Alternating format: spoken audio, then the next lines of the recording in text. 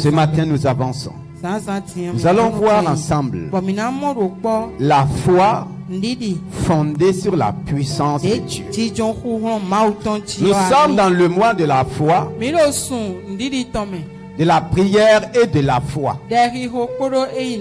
Il est important que nous permettons au Saint-Esprit de nous amener dans les fondements de la foi. Les véritables fondements de la foi. Une vie fondée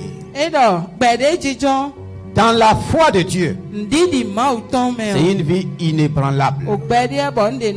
La foi fondée sur la puissance de Dieu est une foi inébranlable devant n'importe quelle situation, devant n'importe quelle épreuve, devant n'importe quel problème. Tant que nous sommes sur la terre, le Seigneur de la foi nous dit, le chef et le consommateur de la foi nous dit, vous aurez des tribulations. Ce n'est pas du peut-être, ce n'est pas une prophétie qui va s'accomplir. C'est une parole que nous vivons chaque jour. Dans le monde, vous aurez des tribulations. C'est pourquoi il nous encourage d'avoir une foi solide, une foi ferme, une foi inébranlable. Et c'est la foi fondée sur la puissance de Dieu. Nous allons lire dans 1 Corinthiens 2, à partir du verset 1 jusqu'au verset 5. Nous allons lire dans Louis II. Et je demanderai aussi qu'on lise ça dans la parole vivante. Nous allons comprendre de façon claire pourquoi ce thème. La foi fondée sur la puissance de Dieu. Donc ma foi peut être fondée sur autre chose. Et si ce n'est pas fondé sur la puissance de Dieu, il y a des puissances qui vont m'ébranler. Il y a la puissance de Dieu, il y a la puissance du mal, il y a la puissance des ténèbres. Il y a tellement de puissances sur la terre. C'est pourquoi ce matin, le Seigneur veut que ma foi soit fondée dans sa puissance. Nous lisons 1 Corinthiens 2, le verset 1. Pour moi, frère, lorsque je suis allé chez vous, ce n'est pas avec une supériorité de langage ou de sagesse que je suis allé vous annoncer le témoignage de Dieu.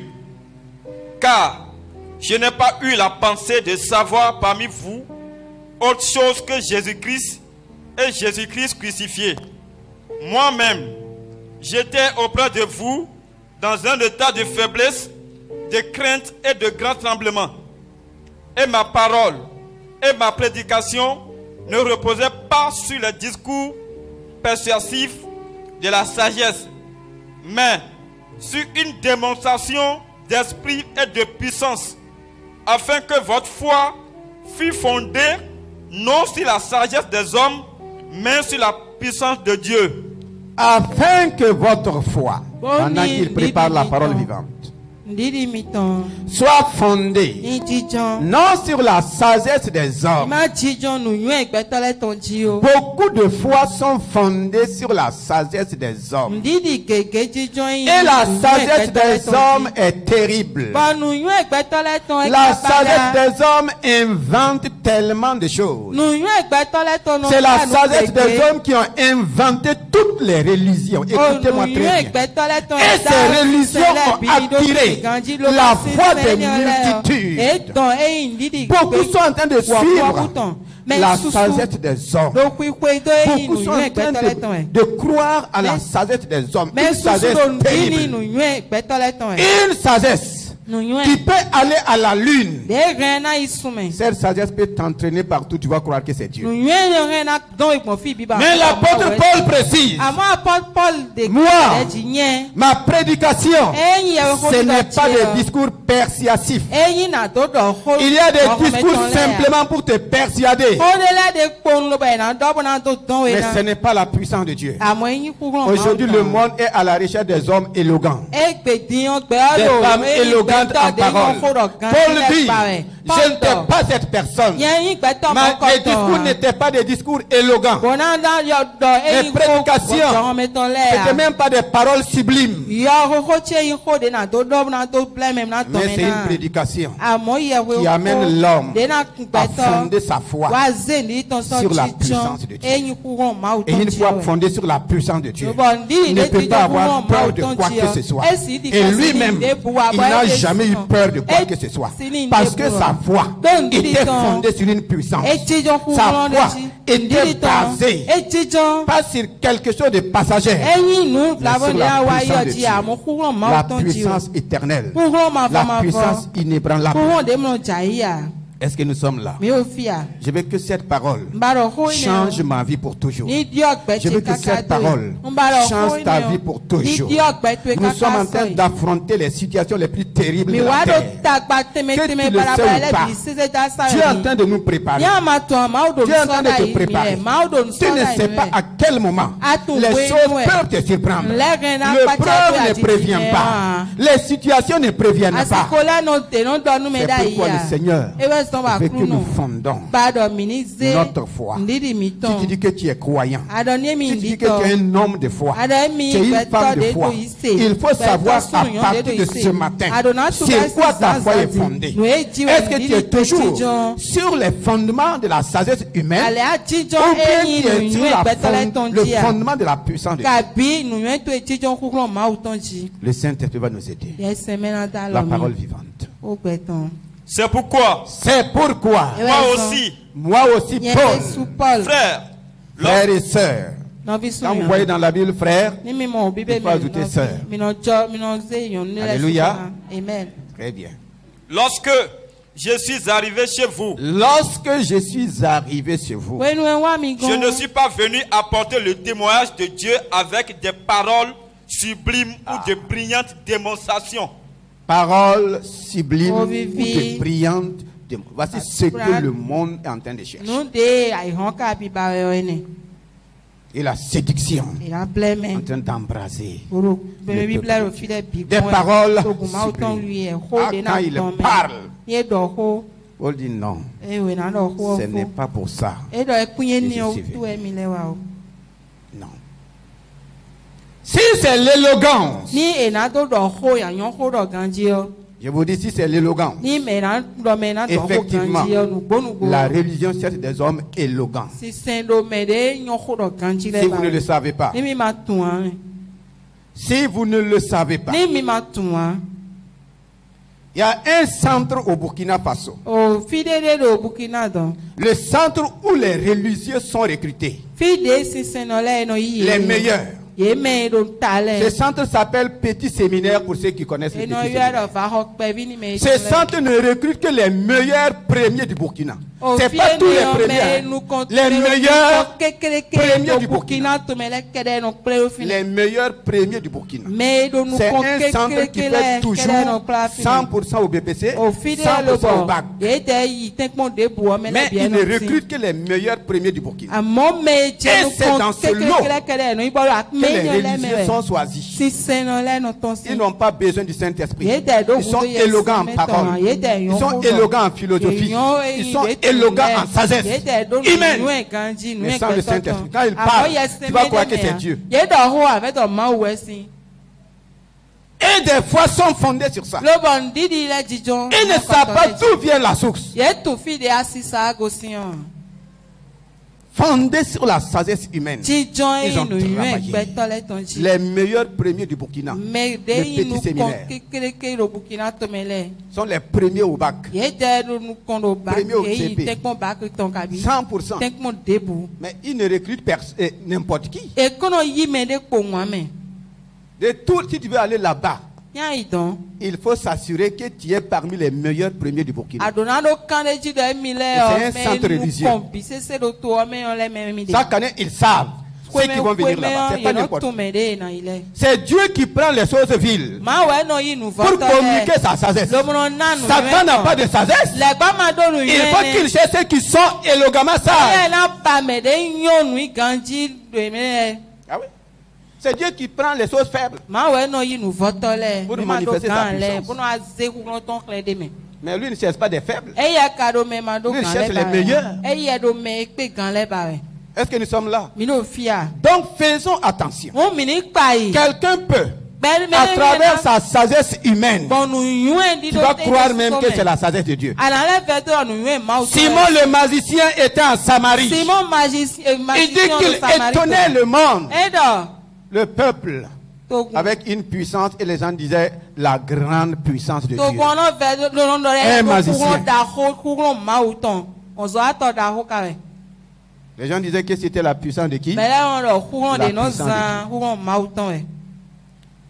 Nous continuons. Je voulais vous montrer que tout mon savoir résidait en une toute ma foi, le fondement de ma foi réside, la résidence de ma foi. Tout mon savoir. Voici le secret de l'apôtre Paul. Je veux te montrer ce matin, dit le Saint-Esprit, le secret de la fondation de ma foi. Tout mon savoir résidait en une personne. Pas deux personnes. Une personne. Qui est cette personne? Jésus-Christ. Jésus-Christ. Toute ma foi est basée, est fondée sur une seule personne. Je sais que l'apôtre Paul connaissait la Vierge Marie en son temps. Il connaissait Papa Joseph. Il connaissait tout ce qui était là-bas. C'est un nul seul personne. Et c'est en la personne de Jésus-Christ. Toi, tu as combien de personnes? Ta foi est bâtie sur combien de personnes? Ou bien sur combien de prophètes qui passent tout le temps à te troubler, à te mentir? Lui il dit, il y avait des prophètes en Israël, mais que je vais vous montrer aujourd'hui, mon savoir, ma foi, c'est en une seule personne. Toi, tu as combien de personnes dans ton cœur? Combien de personnes influencent ta foi? Combien de personnes? Lui, il avait une seule. Vérifie ce matin si c'est une seule personne. S'il y en a deux, la deuxième personne ne fait que te troubler. Et en un fait.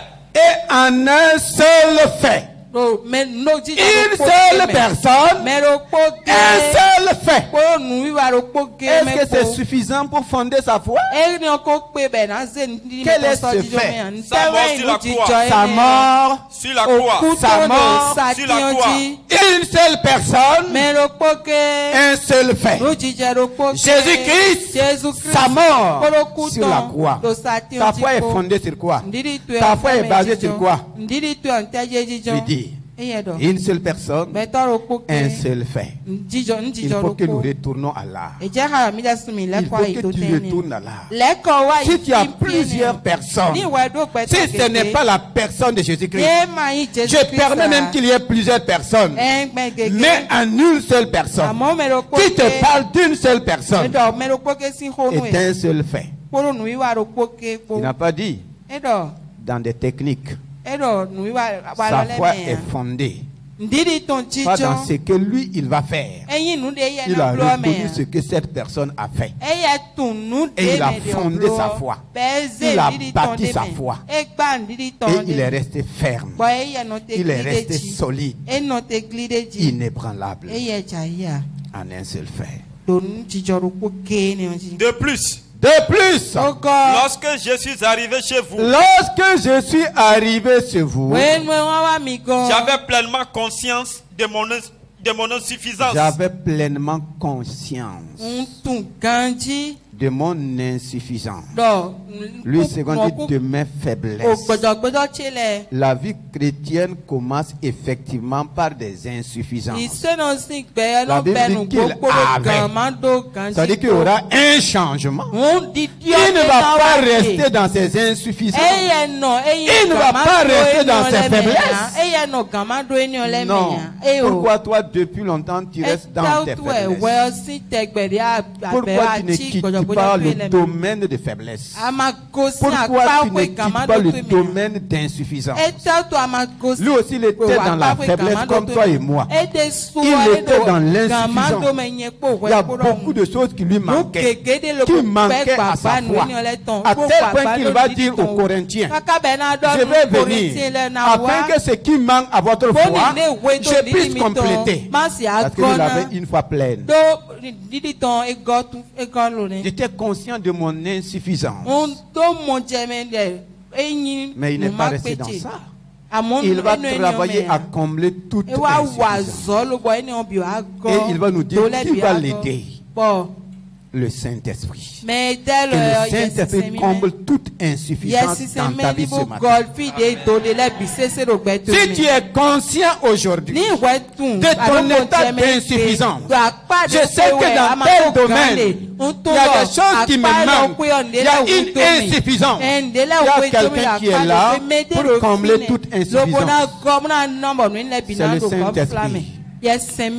Je me sentais faible. Je me sentais faible et craintif. Faible et craintif. Si tu es faible, tu ne peux pas ne pas craindre. La faiblesse t'amène à craindre. Si tu es faible devant les situations, tu vas commencer à avoir peur. C'est pourquoi tu vis permanemment dans les craintes. Mais tu ne sais pas que la crainte est un danger. J'ai dit ce que je craignais là. C'est ce qui m'aide. Paul aussi était dans les craintes. Les craintes ne sont pas... C'est-à-dire, tu n'es pas exclu, je ne suis pas exclu. Mais tu ne dois pas rester dans les craintes. Je ne dois pas rester dans les faiblesses. Il était dans la faiblesse, il était dans la crainte. Lui aussi, il craignait ce que toi tu craignais. Il craignait ce que moi je craignais. Mais il n'est pas resté là. Il n'est pas resté là.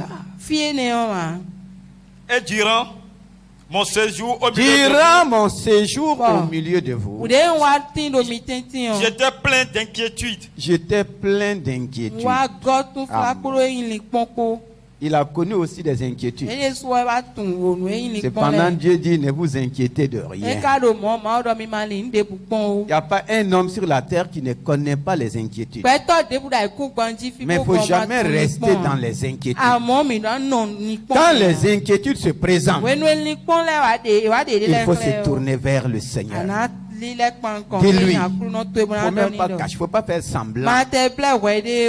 Dis-lui tes inquiétudes. Dis-lui tes craintes. Dis-lui tes faiblesses. Dis-lui tes insuffisances. Il ne sera pas contre toi.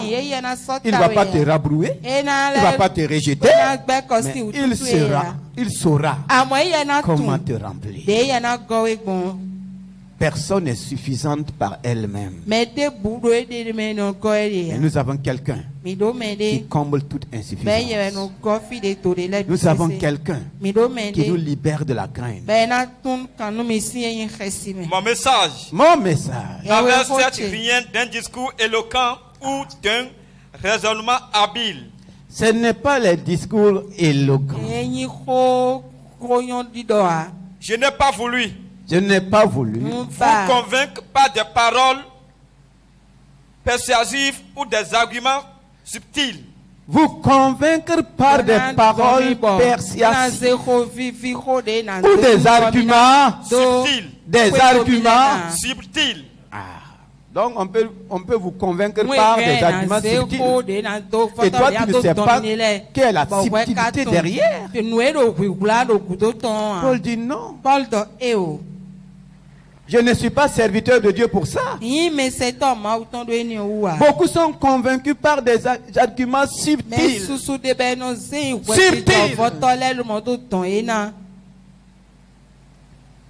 Et tu vas te rendre compte que tu n'auras pas de résultat. Si ma prédication agissait en vous, elle ne le devait ni aux artifices du langage ni à des raisonnements propres à entraîner l'adhésion des gens. Ce n'est pas l'adhésion des gens qui est important, bien que cela est nécessaire. Ne cherchons pas l'adhésion. Amenons les gens à Dieu. On peut parler pour amener les gens à adhérer une assemblée. Et aujourd'hui, c'est ce qui est à la mode. Ah, viens ici. Si tu viens ici, voici. Tu cherches l'adhésion. Mais leur donner la parole. Tu vas les positionner dans la vraie fondation de Dieu. C'est ce qui manque. Toute mon efficacité était due à l'action manifeste et puissante de l'Esprit de Dieu. Premièrement, à l'action. Il y a quelqu'un qui est en action. Le Saint-Esprit qui est venu sur terre, qui a élu domicile en moi, est en action. Et si je le permets, chaque fois il va agir. Devant chaque situation, il va agir. C'est un esprit d'action. C'est un esprit actif. Devant tout. Et il ne recule devant rien. Il dit c'est son secret. Quand il a reçu le Saint-Esprit, il a permis d'être actif. Beaucoup ont assommé le Saint-Esprit en eux. Beaucoup ont endormi le Saint-Esprit en eux. Mais lui non. Il l'a rendu actif. Par l'action et puissante de l'Esprit de Dieu. Puissante de l'Esprit de Dieu. Et sans l'action puissante de l'Esprit de Dieu, on peut être en train de vouloir persuader les gens. Car il fallait que votre foi, soit fondée. Il faut que votre foi, que ma foi, soit fondée, que ta foi ait un fondement. Mais quel fondement? Non sur la sagesse humaine, non sur la sagesse humaine, mais sur la puissance de Dieu. Mais sur la toute-puissance. La toute-puissance de Dieu. Voici ce que le Seigneur attend de moi ce matin. Voici ce que le Seigneur attend de toi ce matin. Si tu dis que tu crois, si tu dis que tu es un homme de foi, tu es une femme de foi, ta foi est fondée sur quoi? Sur la sagesse des hommes ou bien sur la puissance de Dieu? La sagesse des hommes est basée sur la divination. Ça semble ressembler à Dieu, mais il y a la divination. La sagesse de Dieu est basée sur la révélation. Alléluia. Amen. C'est pour que dit la révélation de mes paroles est claire. Mais les devins, les divinations, au lieu d'éclairer, ils vont troubler. Ils vont troubler. Est-ce que le peuple de Dieu n'est pas troublé aujourd'hui? Est-ce que le peuple de Dieu n'est pas troublé? Dans 1 Roi 18, nous allons voir des hommes par leur sagesse sont arrivés à détourner tout un peuple de Dieu. 1 Roi 18, verset 17. Vous allez comprendre, c'est quand on dit puissance et la sagesse des hommes, ça se manifeste partout. Ce n'est pas seulement dans le domaine de la technologie, ce n'est pas dans le domaine professionnel, ce n'est pas dans le domaine technique, même dans le domaine spirituel, il y a des sagesses humaines. Si tu veux convaincre quelqu'un, il faut passer par quoi? Il faut passer. Il faut une sagesse. Je vous en supplie. C'est pas n'importe qui. Il faut quoi? Une sagesse habile. Et ils avaient cette sagesse habile. Ils vont corrompre le roi. Ils vont corrompre la reine. Ils vont commencer à affecter tout Israël. Quel genre de prophétie? Quelles sont les prophéties qui te troublent? Pourquoi tout Israël était troublé? À cause de 950 prophètes. On dit bien prophètes. Qu'est-ce qu'ils prophétisaient? Tu veux connaître ces prophéties? Quand le ciel était fermé, leur première prophétie était de dire au roi, il ne faut même pas écouter ces faux prophètes. Tu veux que la pluie tombe? Le roi dit oui. D'abord, il faut tuer tous les prophètes de l'Éternel. C'est eux le problème de la nation. Les prophètes de l'Éternel là. Il faut les... Il n'a pas commencé à les massacrer. La pluie est tombée? Non. Maintenant il dit, il faut passer à des offrandes. Il faut faire telle offrande. Astarté demande si. Baal demande si. Il faut faire ça. Ils ont donné les offrandes. La pluie est tombée. La pluie n'est pas tombée. Donc, la confusion a commencé. Et comme ils ne vont pas s'arrêter, ils vont dire maintenant il faut faire quoi? Des offrandes sacrificielles. Ou bien? Ah oui, non, vous les avez. Vous comprenez ce que le Saint est en train de dire. Il faut passer aux offrandes sacrificielles. Là où la pluie va tomber. Ils ont tellement dépouillé le peuple. Ils ont tellement pris ceci. Ils ont pris cela. Est-ce que la pluie est tombée? La pluie n'est pas tombée.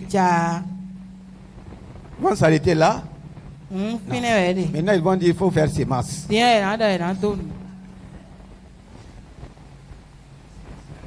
Sémence spéciale. Sémence de pluie. Sémence de naissance, de grossesse. Sémence de... Il faut. Ils ont dit tout ça. La pluie est tombée. Maintenant, le peuple se trouve dans le besoin. Ça qu'on commence à aller les prophètes. Quand il va dire, ah, tu sais ton problème là. Il y a quelqu'un dans ta famille qui est à la base. Maintenant, ils vont les mettre en conflit avec leur famille. Comme ce n'est pas suffisant, les maris n'ont rien pour donner aux femmes. Est-ce que ça là c'est sorcellerie? Mais quand ils vont aller, quand les femmes vont vers eux, ton mari est maintenant dans un secte. C'est pourquoi les choses ne vont pas. Ou bien, la femme commence à faire quoi? À regarder son mari bizarrement. Trouble et confusion en Israël. Alléluia. Amen. Quand on dit si la pluie ne tombe pas, la pluie qui est la principale bénédiction, dites-moi quelle est la bénédiction qui va tomber? Quelle est la bénédiction qui va se manifester? Presque toutes les bénédictions étaient. On va commencer maintenant à accuser quoi? Les belles-mères, les maris, les femmes, les sorciers, de ceci. Est-ce qu'ils vont les dire de se tourner vers le Dieu tout-puissant? Donc la foi du peuple était complètement abattue. Ils ont voulu fonder leur espoir sur des hommes qui se disent prophètes. Et la confusion était générale. Est-ce que tu n'es pas dans la confusion? Le roi dit, Élie, c'est toi qui as amené le trouble en Israël. Il dit non, c'est toi et la maison de ton père, avec les 900 prophètes de Baal. Vous avez troublé le pays avec vos fausses prophéties. Vous avez troublé le pays avec toutes vos choses. Mais Dieu ne va pas se taire. Alléluia. Amen. C'est pourquoi il va ramener le peuple à Dieu. Il va ramener les cœurs. Tout un peuple de Dieu a accepté des prophètes venus de Genèse où s'aimer la confusion, s'aimer le trouble. Et rien ne marchait. Rien. Le verset 25. Élie dit au prophète de Baal. Le verset 20. Le verset 20. Akab envoya des messagers vers tous les enfants d'Israël. Et il rassembla les prophètes à la montagne du Carmel. Alors, Élie s'approcha de tout le peuple et dit, jusqu'à quand clocherez-vous des deux côtés? Jusqu'à quand? Vous allez clocher des deux côtés. Voici la confusion. Jusqu'à quand toi tu vas continuer à clocher des deux côtés? Tu gagnes quoi en clochant des deux côtés? Par fini, on ne te croit pas de l'autre côté, ni de l'autre côté. Tu seras seul au milieu. Jusqu'à quand tu vas continuer de clocher? Mais le peuple est resté silencieux parce qu'il y avait la confusion. Est-ce qu'il n'y a pas cette confusion aujourd'hui? Tu ne sais pas la vraie église où tu dois aller. Et le clocher de deux côtés. Aujourd'hui, toi, tu cloches de combien de côtés? Parce qu'en leur temps, il n'y avait que deux. Ça, c'est les Baals et les Astartés. Ça, c'est l'Éternel. Mais aujourd'hui, il y en a tellement. Tellement et tellement. Tellement. Si l'Éternel est Dieu, allez après lui. Allez après lui. Si c'est Baal, allez après lui. Allez après lui. Le peuple ne lui répondit rien. Rien. Et Élie dit au peuple, je suis resté seul. Je suis resté seul. Des prophètes de l'Éternel. Et il y a 450 prophètes de Baal. Que l'on nous donne. Qu'on nous donne 2 taureaux. Qu'ils choisissent pour eux l'un des taureaux, qu'ils le coupent par morceaux et qu'ils le placent sur le bois sans y mettre le feu. Sans y mettre le feu. Sans y mettre le feu. Alléluia. Amen. Est-ce que tu sais, Satan ne peut pas mettre le feu sans passer par toi.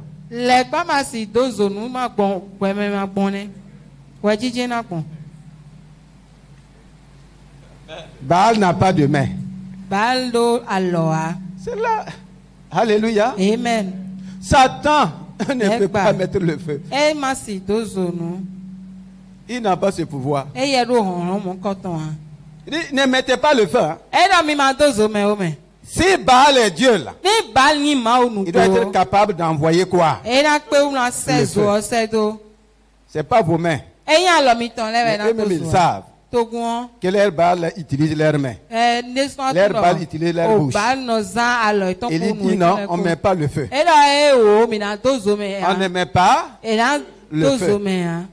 Donc il y a manipulation derrière tout ce que vous voyez. Il y a manipulation. On ne met pas. Et c'est devant le peuple. Devant le peuple. Vous ne pouvez pas vous cacher, dire ah, on a fait ça, Dieu a fait ça. Non. Devant le peuple. Bizarre. Ils n'ont pas mis le. Et Baal n'a pas mis le. Astaté n'a pas mis le. Mais l'Éternel n'a-t-il pas mis le feu? Le feu n'est pas tombé. Quand le feu est tombé, la Bible dit le peuple s'est retourné vers que le Saint-Esprit met fin à toutes sortes de confusion dans nos cœurs. À toutes sortes de confusion dans nos vies. Il y a tellement de confusion, mais que cette confusion prend fin ce matin. Au nom de Jésus-Christ. Pour gagner du temps, tu auras le temps de lire la suite. Nous allons voir les Daniel aussi. Des hommes qui ont bâti leur foi, non pas sur la sagesse des hommes, mais sur la puissance de Dieu. En déportation à Babylone. Daniel 2. Ils ont été déportés à Babylone. Et Dieu a donné le change au roi pour qu'il connaisse les pensées de son cœur. Donc les pensées de ton cœur peuvent t'amener à avoir des changes. Les pensées de ton cœur peuvent t'amener à avoir des rêves. C'est pourquoi tu penses régulièrement. Si dans ton cœur là, quelles sont les pensées qui t'animent? Est-ce des pensées de peur? Est-ce des pensées de crainte? Ça va t'amener à rêver de ces choses. Est-ce que tu penses toujours aux choses négatives, aux sorciers? Tu ne peux pas ne pas rêver. Le songe était pour révéler au roi les pensées de son. Qu'est-ce que le roi avait comme pensée dans son cœur? Qu'est-ce qu'il avait comme pensée? C'est maintenant que le Seigneur m'a révélé cela. Donc les rêves révèlent quoi? Les songes révèlent quoi? Les pensées de ton cœur. Si tu as les pensées de Dieu dans ton cœur, tes rêves seront des rêves de destinée. Donc le rêve était pour révéler ce qui était dans le cœur du roi. Et qu'est-ce qu'il a vu en songe? Dans son songe, il a vu quoi? Une statue immense. Continuez la lecture. Vous allez voir effectivement comme c'était la pensée de son cœur. Bien que Dieu lui ait révélé. Et Dieu lui a révélé les conséquences. Le roi ne va pas renoncer à ce qu'il pensait dans son cœur.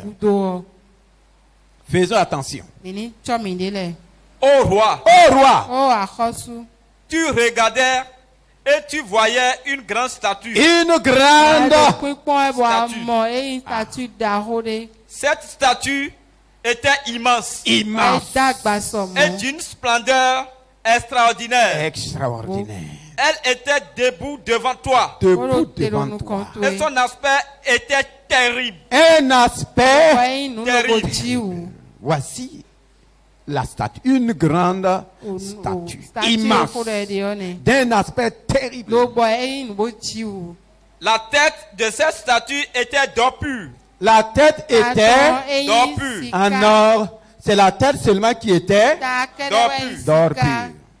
Sa poitrine et ses bras étaient d'argent. D'argent. Son ventre et ses cuisses étaient des reins. Donc tout est un mélange. Ses jambes de fer, ses pieds en partie de fer et en partie d'argile. Il y avait d'argile. du fer, il y avait de l'argile. Regardez l'aspect de la statue. Tu regardais. Lorsqu'une pierre se Il détachait, était en train de regarder la statue. Et pendant qu'il regardait et qu'il admirait, qu'est-ce qui va se passer? lorsqu'une pierre se détacha sans le secours d'aucune main, frappa les pieds de fer et d'argile de la statue et les mit en pièces.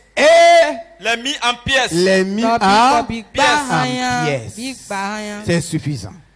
Ça, c'est un rêve. Alors, lisons le chapitre 3. Vous connaissez la suite. Ça, c'est son rêve. Et Daniel a révélé ce que signifie le rêve. Et le roi même s'est prosterné devant Daniel pour dire: je reconnais que l'Éternel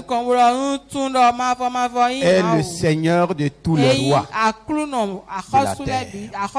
Si vous lisez la fin du chapitre 2, bien qu'il s'est prosterné devant Daniel, est-ce qu'il va renoncer à ce qu'il a aux pensées de son cœur? Est-ce qu'il va renoncer?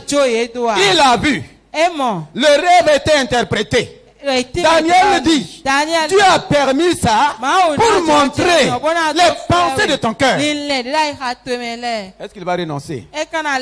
À peine fait ça, le chapitre 3, il a dit: Daniel, tu m'as montré là où étaient les faiblesses de la statue. C'est parce que je n'avais pas fait la statue tout en or que la pierre a pu faire quoi? Maintenant je vais faire quoi? Tout en chapitre 3. le roi Nebuchadnezzar fit une statue d'or. Est-ce qu'il a renoncé? Il l'a pas fait. Maintenant, comme Daniel lui a révélé, si c'est tombé, c'est parce qu'il y avait un mélange. Il faut utiliser maintenant la matière précieuse. Il va faire maintenant la statue tout en. Là, ça ne va pas. C'est ce qui était dans son cœur.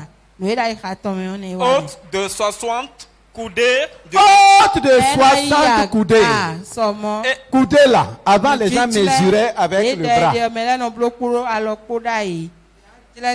50 cm. 50 cm. 60 coudées, ça fait combien? 30 mètres. Une statue de 30 mètres. C'est géant. Et ils sont en train de dresser ça dans les nations. 30 cm et 30 mètres. Et maintenant, la largeur là, c'est 3 mètres. Imaginez l'aspect de cette statue. Pourquoi il voulait faire cette statue?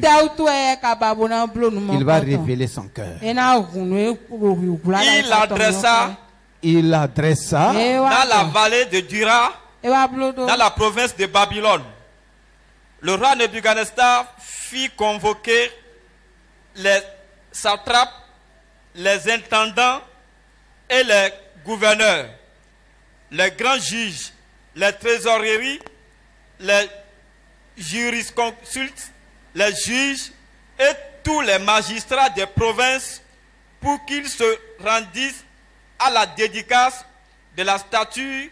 À la dédicace de la statue qu'avait élevé le roi Nebuchadnezzar. Dans ton rêve, dans ton champ, une pierre a taillé en pièces la statue.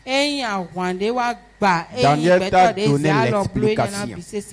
Mais ça ne l'a pas empêché. Il y a des gens, ce n'est pas la révélation qui vous manque. Ce n'est pas la parole qu'on n'a pas. Mais on décide malgré ça de vivre selon les penchants de notre cœur. Et là, Dieu ne peut pas t'aider. Je ne peux pas t'aider. Tu t'es engagé toi-même. Tu as beau parler. Ce n'est pas la parole qui manque. Il n'avait pas la révélation. Il avait la révélation. Il a dit ce que je vais faire là. Je le ferai. Il n'y a pas de problème. Il faut faire. Dieu te regarde. Mais si tu fais, tu finiras par manger de l'herbe. C'est après ça que le roi va être comme un animal attaché en brousse. Le chapitre 4. Il l'a fait. Et qu'est-ce qu'il voulait? Il dit maintenant que dans tout son royaume, au son de tous les instruments, celui qui ne va pas se prosterner devant la statue sera jeté dans une fournaise ardente. Ça, c'est une grave provocation. S'il dit aux gens de venir se prosterner devant lui, les gens, beaucoup allaient. Il a trouvé un moyen. Et faisons attention aux choses d'aujourd'hui. Tout ce qui est dans son royaume doit se prosterner devant la statue. Le verset 12. Or, il y avait des Juifs à qui tu as remis l'intendant de la province de Babylone, Meshach, Abednego, hommes qui ne tiennent aucun compte de toi, ô roi, qui ne servent pas tes dieux, et ils n'adorent point la statue d'or que tu as élevée. Sur quoi ces personnes-là s'appuient? Ils avaient une bonne position. Il y en a qui vont craindre de perdre leur position. Ne craignez pas. Si c'est pour la cause de notre Seigneur, ne craignez pas. Rien n'appartient à qui que ce soit, tout appartient à notre Dieu. Eux, ils ont dit, nous n'allons pas adorer la statue. Ils sont restés fermes. Et la Bible dit le roi était en colère. C'est-à-dire au moins, amenez-les, je vais les écouter. C'est là qu'ils vont affirmer le fondement de leur foi. Amenez-les, je vais les écouter. Alors, Nebuchadnezzar, irrité et furieux, donna l'ordre qu'on amena Shadrach, Meshach et Abednego. Verset 16. Le verset 16. Shadrach, Meshach et Abednego répliquaient au roi Nebuchadnezzar: nous n'avons pas besoin de te répondre là-dessus. Voici notre Dieu. Et quelqu'un dit mon Dieu. Notre Dieu. Ils ont refusé d'adorer les faux dieux parce qu'ils connaissent le vrai Dieu. Ils vont affirmer maintenant l'identité de leur Dieu. Ils vont affirmer leur appartenance. Voici, nous n'avons pas besoin de te répondre là-dessus. Mais notre Dieu, qu'est-ce que notre Dieu va faire? Que nous servons peut nous délivrer. Notre Dieu que nous servons peut nous délivrer de la fournaise ardente. Peut nous délivrer de ta main. Oh roi, notre Dieu que nous servons, en quoi il servait Dieu en Babylone? Ils étaient prophètes à Babylone. Ils étaient pasteurs. Ils étaient apôtres. Ils n'étaient pas au service du roi. En quoi ils les servaient? Ils les servaient par leur foi en lui. Ils les servaient par leur confiance. Nous sommes dans cette nation. Nous voyons tous les dieux. Mais tu es notre Dieu. Nous voyons toutes sortes de choses. Mais notre confiance est en toi. Nous n'avons pas peur de leur Dieu, ni de celui qui est à la tête de leur Dieu. Ah oui. C'est ça la foi fondée sur la puissance. S'il n'avait pas eu puissance derrière, si moi j'étais là-bas, tu crois que c'était sûr que je n'allais pas me prosterner? Si tu étais là-bas, tu n'allais pas te prosterner. Ils avaient la confiance à la puissance de leur Dieu. Il y a une version où ils ont dit, même si notre Dieu ne nous délivre pas, chasse au roi, nous n'allons pas adorer ta statue. Même si notre Dieu ne nous délivre pas. Ils ont dit, notre Dieu peut nous délivrer de ta main et de la fournaise. Est-ce que Dieu a failli? On dit que le roi a été encore plus irrité.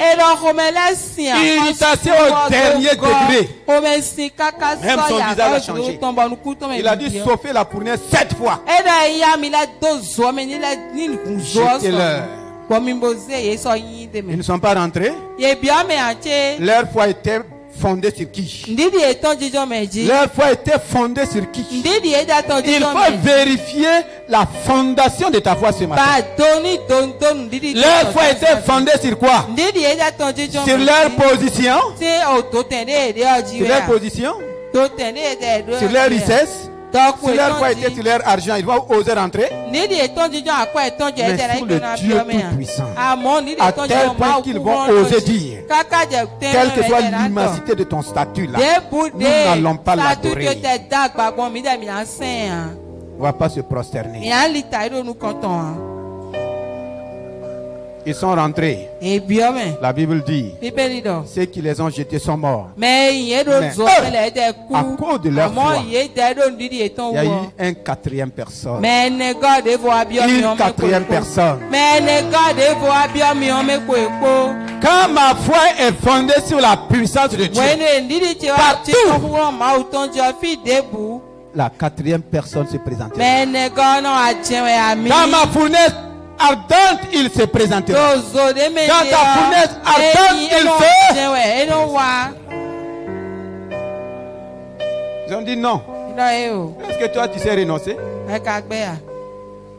Tu sais renoncer? Non. Donc ta foi n'est pas encore fondée sur la puissance de Dieu. C'est pourquoi tu as peur des autres puissances. C'est pourquoi tu crains les autres puissances. C'est Babylone qui était le royaume le plus puissant du monde en son temps. Ils ont vaincu l'Égypte. Ils ont vaincu les autres royaumes. Jusqu'à aller prendre le peuple de Dieu en otage. Tellement ils étaient puissants.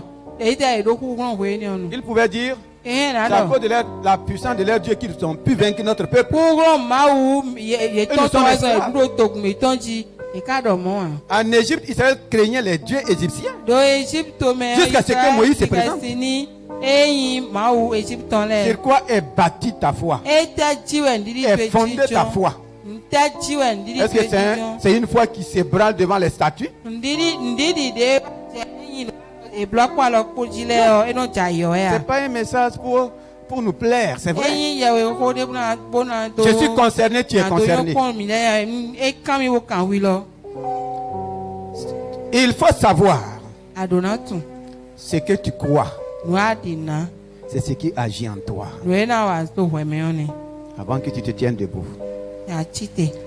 Jésus lui-même, dans sa propre nation, là où il a vécu, la Bible dit, il faisait des miracles partout.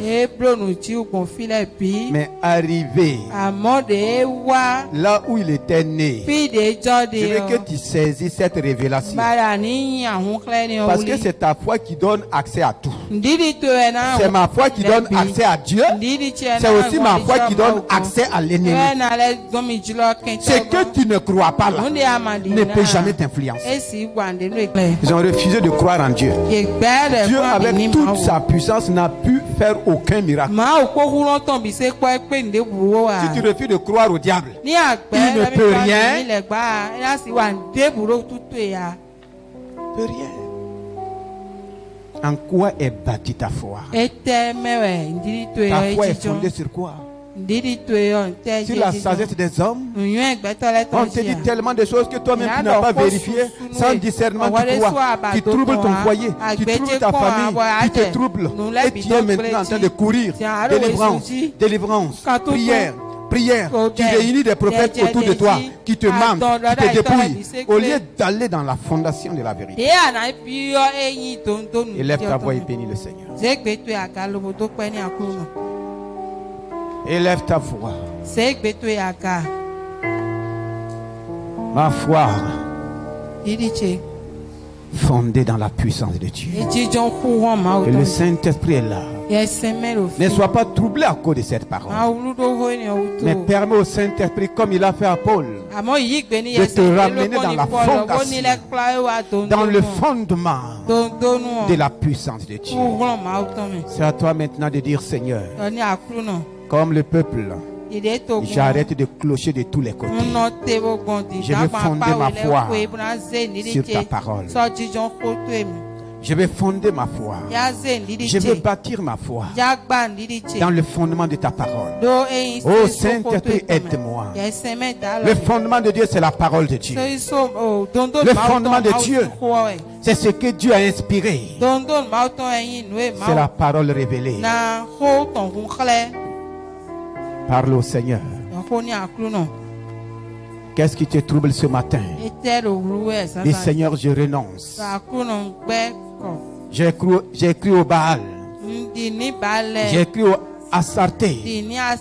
J'ai cru aux faux prophètes. J'ai cru à la sagesse humaine. Ce n'est pas la folie humaine.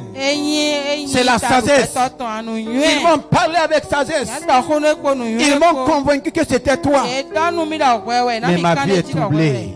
Mon foyer est troublé. Il y a la confusion en moi. Viens à mon secours. Tu es venu au secours du peuple d'Israël. Tu es venu au secours de Daniel et de ses amis. Oh Seigneur, ma foi est fondée sur toi. Ma foi est fondée sur toi. Dis, Seigneur, devant cette épreuve, tu ne me laisseras pas faillir. Oh, ma foi est basée sur toi. Dans cette fournaise ardente, je ne serai pas consumé. Tu vas me délivrer. Tu m'as délivré. Tu manifestes ta délivrance. Oh, je te bénis dans cette confusion qui règne dans ma maison. C'est toi le fondement de ma famille. C'est toi le fondement de mon foyer. C'est toi le fondement de mes affaires. C'est toi le fondement de ma foi. Commence à parler au Seigneur. Rien ne me trouble dans cette nation. Rien ne me trouble dans mon service. Aucune puissance ne peut me troubler. Aucune puissance mystique. Aucune puissance occulte. Aucune puissance venant des hommes, venant d'un démon, venant d'un esprit ne peut me troubler. Il n'y a pas de confusion. Oh Seigneur, je te bénis ce matin. Je te loue ce matin. Merci de me venir en aide. Toi qui traverses une fournaise. Dis, Seigneur, manifeste ma délivrance. Saint-Esprit, fais-moi sortir de la fournaise. Tu es la quatrième personne. Tu es avec moi. Les amis de Daniel sont sortis. Je sors de ma fournaise. Je sors du trouble. Je sors de la confusion. Je sors des angoisses. Je sors de la maladie. Je sors des épreuves qui m'angoissent. Je sors de l'oppression. Je sors de la dépression. Je sors de tout ce que l'ennemi a envoyé pour me troubler. Ce matin, l'heure de ma délivrance a sonné. L'heure de ma libération a sonné. Je rentre par la puissance de Dieu. La puissance de Dieu me libère. La puissance de Dieu me délivre. La puissance de Dieu me restaure. La puissance de Dieu me transporte. La puissance de Dieu brise les chaînes, brise les liens. Mets au dehors les démons, les esprits méchants. La puissance de Dieu brise les jougs. La puissance de Dieu brise la stérilité. La puissance de Dieu anéantit la pauvreté. La puissance de Dieu anéantit la peur. La puissance de Dieu Anéantis les craintes. Les troubles sont anéantis ce matin. Je suis un enfant de Dieu libre. Je suis un enfant de Dieu libre. Libre dans la victoire. Libre dans la bénédiction. Libre dans la délivrance. Libre dans la restauration. Saint-Esprit, je te bénis. Continue de dire merci au Seigneur. Continue de bénir le Seigneur.